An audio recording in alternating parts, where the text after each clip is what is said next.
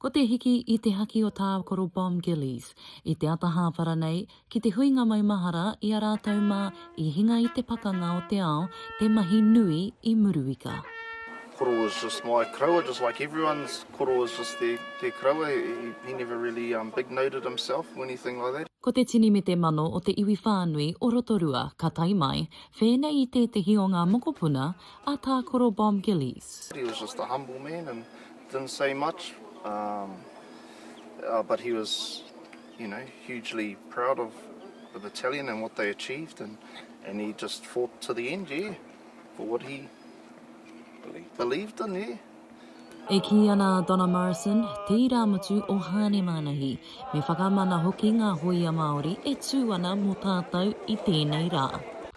Today we remember Sir Robert Nairn Bom Gillies, the last man standing of the Māori Battalion, who represented us all at many local, national and international commemorations, including the 70th and 75th commemorations of the Battle of Monte Cassino in Italy. It's that e harataku toi te toa takitahi, engari he toa takitini, that spirit of collective remembrance, collective responsibility, and also ensuring that we discover who we are through the whakapapa that runs through our body. Ka pōkaikaha te whānau o Aaron Morrison o Ngāti Whakaue.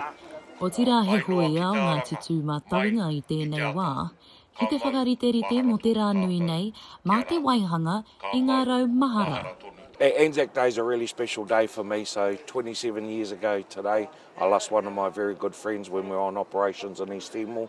So I take that time out to remember him and remember those that were on that deployment, but every service person, past, present and the future.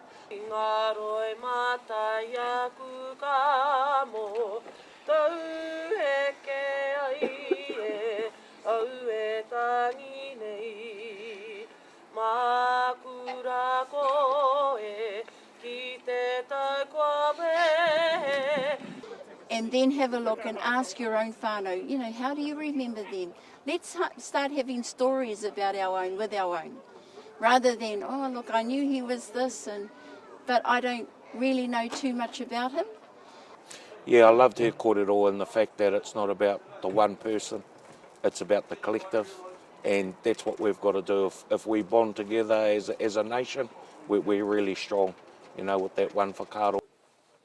Yeah, Koro never really talked. He only talked about the good times when they went out getting kai, breaking mantelpieces down to make their hangi. He never talked about any of the horrors. He just talked about the good times. O tia ke he aroha e kore e motukia haere nei te wā.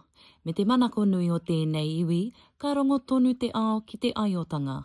Maioha Panapa, Aukaha.